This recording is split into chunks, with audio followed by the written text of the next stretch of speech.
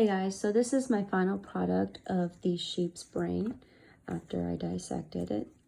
The back is actually the left side, the left hemisphere of the brain, which I did cut in two different pieces here, which kind of fell apart.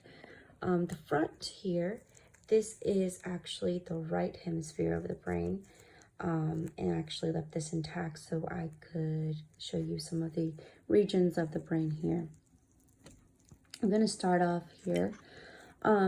So this is the frontal lobe of the brain. Here we find the parietal lobe. Down here we have the temporal lobe. And then back here, of course, the occipital lobe. I'm going to turn this back around and show you this side of the brain. So I'm going to start off with this area back here, which is the spinal cord. As you can see, there is a black line here.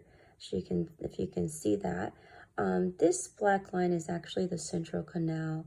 The central canal actually carries cerebral spinal fluid, which is very rich in nutrients, and it carries it out all through the spinal cord there. Moving on, this lump down here is going to be the medulla oblongata.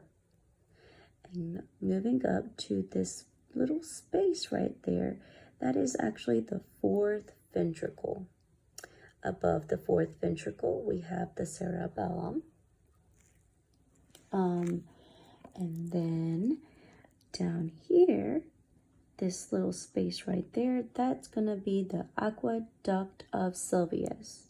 Not sure if I pronounced that right, but I think I did. Aqueduct of Sylvius. This next lump here, that is actually a pons.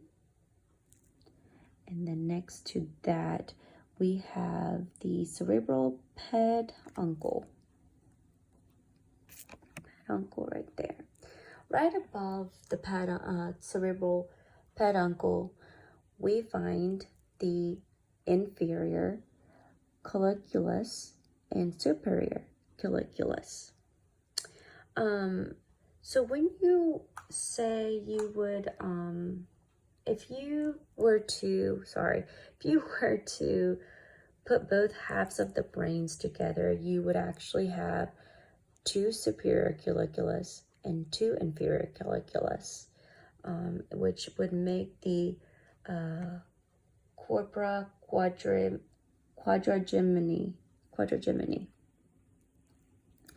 So that's that.